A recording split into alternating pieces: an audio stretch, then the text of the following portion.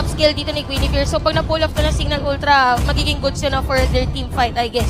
Yeah, kasi ang taas na nga ng catch ng Guinevere mo at the same time Kimi. So Sunsparks talaga nagre-revolve sila around the draft nila dito kay Kimi. Pero again, everything that's all been said and done, it is gonna be still played. Yung lineup dito natin ng both teams, Cignal Ultra Warriors, Cignal Ultra lang pala, versus Sunsparks. On the blue side, you have Yaku on the Claude, Tets as the Grok, Disanya on the Guinevere, Few as the Selena, and D naman on the Terizla. Ito naman para sa Sunsparks, onto the red side, Fuzake ang gagamit ng Lolita, Wrench naman on the Rafaela, JP ang gagamit ng Bushon, Cho for Raflesia, and LBJ with the Kimi.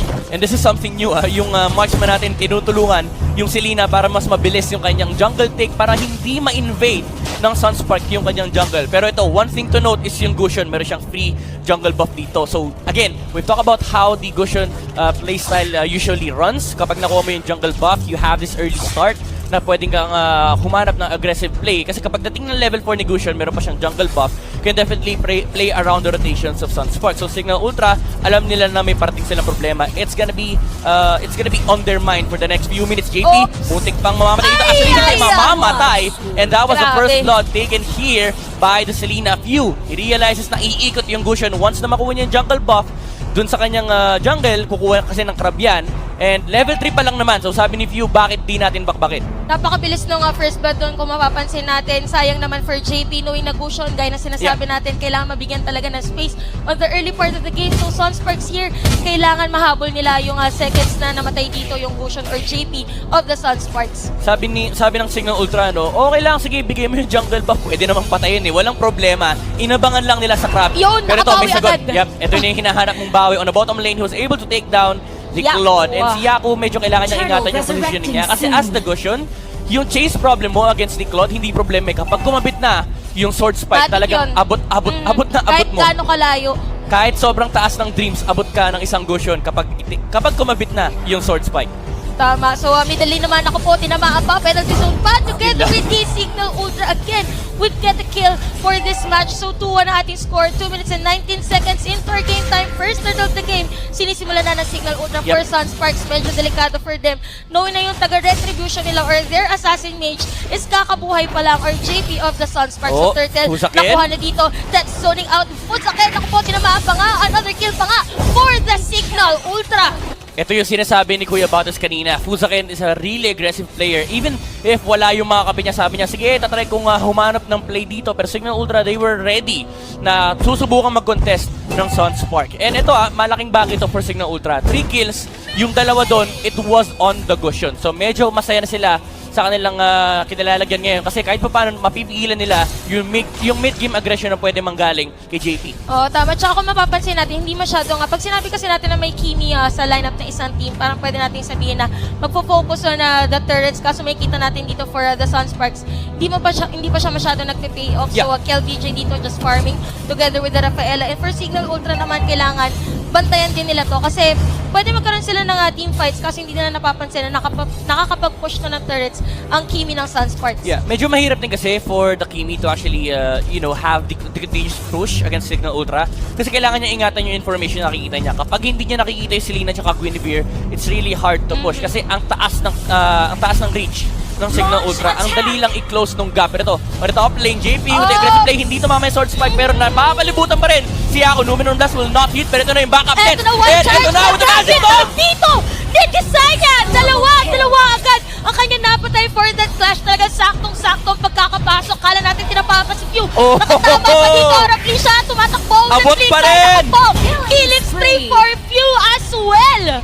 And ito na nga yung sinasabi natin, the controlled area of Cignal Ultra. Nagdikit-dikit yung Sunsparks. Sinabi natin, bawal sila gawin yun. Parang sakto talaga, para nakita na dito sa kanya kung saan talaga tatalon. Alam niya, natatamaan niya. And on to the top din naman, objectives.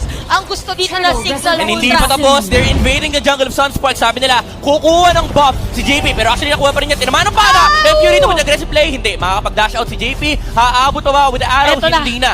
Sunsparks, with the reinforcements that they have, nahuli nila si JP rito. Napakalalim nga for Cignal Ultra. Kita natin na aggressiveness is on their part. Between the first tier turret and the second tier turret, Grabe yung pinapakita dito ng Cignal Ultra. Pero for Felicia of the Sunsparks, kung mapapansin nyo, just doing the objectives onto the bottom lane since meron silang Cho on their lineup, damage type Cho. Ito yung makakapagkulit sa kalaw. For the Terisla, kailangan talaga as much as possible pigilan yan. Second turtle of this game, nakuha ulit ng Cignal Ultra. I think the biggest problem ng Sunsparks dito is that even though there is a Cho na nag-split push na bottom lane, naka-bounty hunter emblem si Rafflesia. So, ang ginagawa na ng Cignal Ultra dito, pinapadala nila si T on the bottom lane kasi ang hirap patayin ng Terizla, lalo pat kulang yung damage output ni Cho at this point. So, Cignal Ultra, hindi sila naman problema in terms of addressing the pressure na binibigay ng Sunsparks, and that's why they're able to make those kinds of plays na hindi nila iniisip kung may makukuhang trade-off yung Sunsparks. Nako po, ang Dragon for Felicia at paniling na ang backup shutdown. Nabigyan na nga ng isa dito si Gisanya. Kanina pa nagpakikitang gilas for the Cignal Ultra, pero apat lang sa apat. Apat ang tinamaan dito. Blast the Luminum Blast from the Sunsparks. JP will get the kill, pero Q. Pero din sagot, tinan natin damage dito Cignal Ultra. Ay, grabe! Oh, the arrow from you! It hits JP, pero nakatakbo pa rin siya rito with the incandescence. Hindi pa tapos! Na-burn, mga kaibigan! Cignal Ultra, nire-respetan nila, mapapatay ni Rafaela. Si Selena rito, and Tets with the sprint. Sabi ni Grok dito, tama na, nakuha na natin yung kill. The kill on the Goshen. JP is sitting at 5 deaths right now. And Cignal Ultra, si Yako, hindi na sumama sa teamfight. Alam niya, wala siyang blazing to it. Nonsense kung lalaban pa siya. What he did is push the middle lane. Puntik niya makuha yung third sa may bandang gitna. Pero kulang pa yung damage at this point. Kapag nagtuloy-tuloy pa to for Cignal Ultra, definitely lamang na lamang sila sa late game. Pero dito comment actually the performance of Tets. Kung makikita natin 006 after out of the 9 team kills dito ng Cignal Ultra. So zoning out wise for Tets, a very stellar performance for him actually. So for the Sunsparks naman, yung JP 252 ang score dito. So medyo kailangan siya talaga yung mag-step up ng game dito on this match, knowing na early part of the game pa lang to. Pero for the Sunsparks, ganda ng counter dito ng ni tinamaan na naman. Pero medyo delikado for them knowing that there is the Rafaela on the side of Sunsparks. Yeah, pero this is the third turtle of the game, Cignal Ultra. They know that they should contest this one. The net worth is exactly on the 19k line, and hindi mo pwedeng ibigay yung lead against Cignal Ultra at this point. So Sunsparks, they really know then as well na kailangan din nila i-contest ito against Cignal Ultra, pero definitely the far superiority is on Cignal Ultra side kasi meron silang abyssal trap dito, and Tets is actually zoning out. Sunsparks dito, the arrow will hit pero masyadong malalim, and that is the Kimi as well. Remember, may Rafaela na pwedeng protekta. Si Kimi dito, Lisanya na, huli ni Rafaela. That's a nice catch on the Guinevere, and the kill is gonna be on the Kimi. Sunsparks, ito na hinaharap mong lead in terms of teamfight. Pew, mukhang mauuli dito, mapapatay nila si Selena, and double kill for the Kimi. Ito yung sinasabi natin na yung continuous damage na pwedeng ibigay ng Kimi for the match. Early part of the game, Cignal Ultra pagdating sa teamfights, nakakalamang sila. Pero comment on the Lolita actually for protecting this Kimi of the Sunsparks together with Rafaela. Talagang walang makalapit. Actually, good thing yung ginawa niya Desanya to use the Violet Requiem kasi nga lang nandun na yung damage of the Cho, knowing na meron na din siyang Blade of Despair. It was the play that propelled Sunsparks to victory kasi nahuli niya yung pinakamalaking problema nila dito. Na-realize nila kanina kahit ma-penalty zone sila, basta wala yung Guinevere, walang problema yung Sunsparks in terms of engaging the teamfight. Now, Tets is trying to zone out Sunsparks away from the turret pero hindi nila re-respetuin yung Brock. And actually, Sunsparks, ano rin kasi nila yun, nakita nila information kanina, nasa harap ni Rafflesia yung dalawang heroes ng Cignal Ultra. So what he did is go straight to the middle lane, tulungan niya yung kanyang mga kampe, and it was just one man up for Sunsparks. Hindi nakahabol, hindi nakapagdala kagad ng reinforcement yung Cignal Ultra towards the teamfight against in the turtle area. So we could see here for the Teresa naman of Cignal Ultra, meron ng Athena Shield si D. So D is more on support kasi kilala natin siya na tank support talaga for the Cignal Ultra. So malaking bagay talaga ang kanyang penalty zone kasi nga lang for the Sunsparks, good thing ang pinapakita dito ni Rafflesia, knowing na talagang inuuna niya is the Guinevere or yung pinaka-burst damager for the Cignal Ultra. Nakita niya si Grok dito.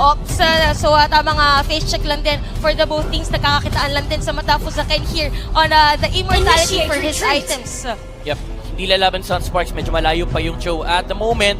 Pero right now, Cignal Ultra, kung makikita mo yung score ni KLVJ on the Kimi, 3-0-2. This Kimi is turning to be a problem para sa kanila kasi in terms of team fight, hindi kulang yung damage ng Sunsparks, and kapag natalo sila sa isang engagement, this Kimi will melt the turrets down. Naka-mage killers KLVJ dito, so the amount of pressure on Cignal Ultra is so high right now kasi isang team fight lang na matalo sila, binahabaliktad na ng Sunsparks yung game. It used to be the name of the team fight ng Cignal Ultra, pero ngayon, kapag natalo sila ngayon yung delikado. Oo nga, tsaka actually for KLVJ, maganda na yung ginagawa niya sumasama sa team fights, knowing na meron na din siyang Blade of Despair. So makikita natin, all goods na dito yung Sunsparks ay pumapalag na sila sa team fights. So for Cignal Ultra, medyo nahihirapan na sila, pero engage lang din po Zaken on the shield. So out na lang din for the both teams. First door of the game, pwede nang kuhanin at 10 minutes and 21 seconds into our game time. 9-6 is the score. Cignal Ultra lamang sa hero kills or sa team kills. Kaso for the Sunsparks, sila yung nag-a-advance onto this game. Yep, ang ganda kasi yung ginagawa ng Sunsparks dito, hindi nila iniiwan yung Kimi para hindi makahanap ng opening si Desanya. Sobrang hirap pasukan talaga. May isang beses lang nakahanap ng magandang jump si Desanya kasi masyadong malalim yung Sunsparks. Pero KLPJ, kanina pa siya nasa likuran nung Rafaela at ni Lolita. He's not giving any opening. He's not giving any opening to Cignal Ultra na matalo na siya nung Guinevere with the Magic Tomb. And si Desanya rito, kanina, na-trigger happy na siya sa kanyang Magic Tomb. Sinubukan niyang abutin yung Sunsparks and may punish na nakakuha si Raflesia. So for the next team fight, kailangan hanapin ng Cignal Ultra yung proper positioning. Maybe go for a surprising play na ikutan mo yung Sunsparks. Pero at the current pace of the game right now, si KLBJ nagiging malaking problema na talaga. Tsaka si Raflesia din, kumbaga yung dapat gawin ng Cignal Ultra, yun yung ginagawa ng Sunsparks sa kanila. So yun yung maging mahirap. Tapos nandito pa, ang pinapantayan ni D is the Cho. So si D, ang laki na nga crowd control niya. So kailangan siya ng Cignal Ultra for a team fight. So yung nagiging problema, kailangan niya i-defend yung Cho, pero kailangan din niya sa clash. So dito, Tets zoning out lang din. Pero kita niyo na agad yung damage dito ni KLBJ. Ako po, gets the job on the Goshen, and look at Cignal Ultra melting the heroes on the backline of Sunsparks with the blazing dude from Yaku. Ito to, mapapatay pa yung Rafaela natin. Nakahabulin ba nila yung Kimi? Hindi na, as there's a juicy target on the form of Raflesia. Naiwan with a double kill for few as well. Pero dito for the Cignal Ultra, Tets ayaw pa talagang, gusto niya talaga pauwiin dito si KLBJ kasi kailangan mag-ingat. Top 4, Oy, nagdash Yaku, he wants to go for the punish, pero hindi, support yung damage na Claude. Was able to take down the Kimi, pero mapapatay naman ni Few si KLBJ rito, pero the last hero on the side of Sunsparks, mapapatay na Cignal Ultra, take the victory, pero at what cost na? Patay din yung marksman mo, so Yaku. sayang for Cignal Ultra actually. Yes, napatay nila yung Kimi, kaso perfect timing na sana yun or opportunity for them to take the Lord. Kaso nagpaubos pa sila, walang damage dito ang Selena. Hinabol ni JP. Si Few was able to take down the Selena, and I think naging error lang ng Cignal Ultra doon is hindi nila pinag-usapan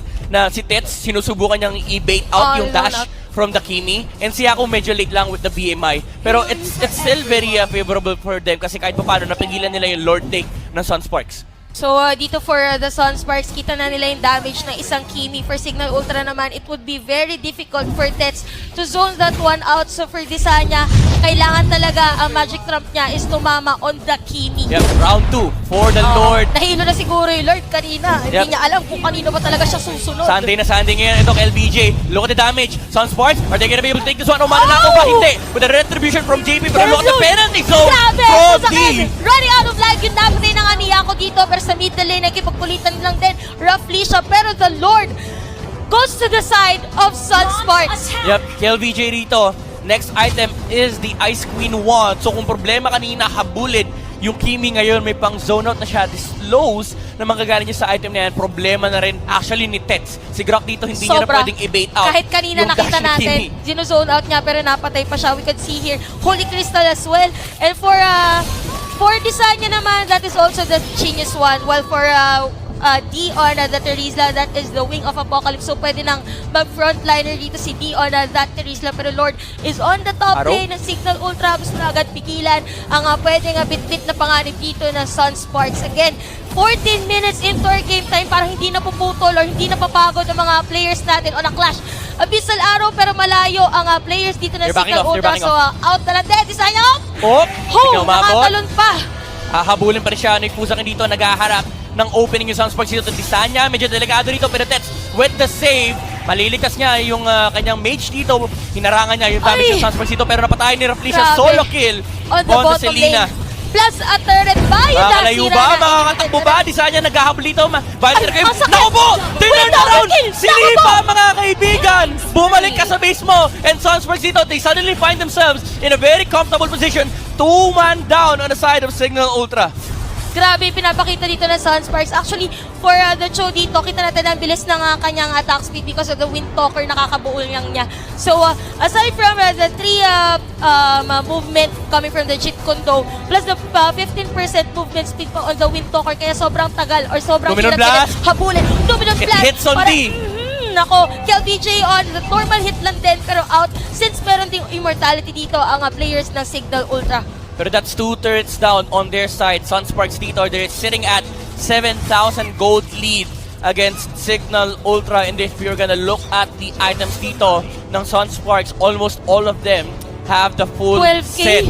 Grabe yung farm dito din ng Cho. Kung makapansin mo, 12K tas isa 11K. So, good to say for Cignal Ultra na outfarm sila dito ng kalaban nila knowing na ang dami ding space even for the Cho and the Genius One as well for KLVJ. So sobrang sakit na Kuya Eddie ng isang Kimi for this match. Pura Felicia, alam niya na ang lakas niya at this point. Naghahanap siya ng pick up dito. Pero Cignal Ultra, they're grouped up as 5.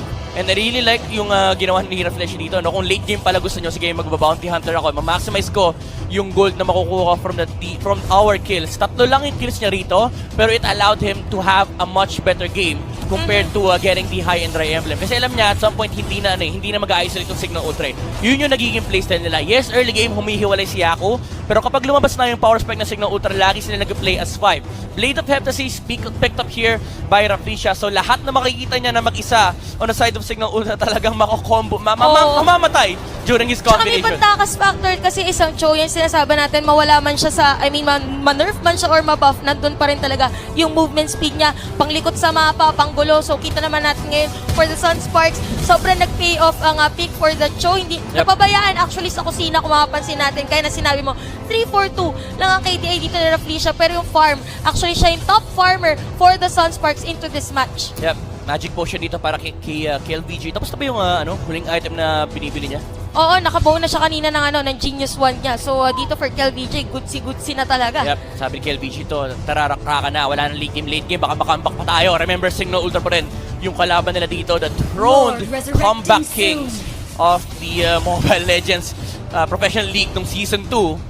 So if you're Sunsparks, hindi mo pwedeng bigyan na kahit anong space yung Cignal Ultra kasi bubutas talaga nila. KLVJ, medyo hindi tumatama yung mga first hits niya on the Lord. Pero ito na, nilagay niya na yung daliri niya sa tamang posisyon. Pero ito, Tets, he will give the vision for Cignal Ultra. Tamang information control lang. Pero Sunsparks, once na makita nila yung Grok, they will back off. Kasi yung Grok, ang laki ng stealing Lord capacity. Grabe, phew! Napatay dito. Ito yung sinasabi natin na sobrang napataba sa kusina si Rafflesia. Kita nyo, isa sa mga supposedly pang Mac Vision ng Cignal Ultra ang nawala on their side. So 17 minutes. Grabe ang once again, laban natin. the Cho, look the Cho. Domino Blast! It hits with the flicker! Nasa delikado pwesto. Asan yung penalty zone? Hindi niya mailabas. And mapapatay. Desanya with the jump. Kulang yung damage siya sa Rafflesia. Able to take him down. Penalty zone. Pero patay na yung clock. Wala nang amazing duet. Ang Sunsparks dito with a triple kill coming from Joe.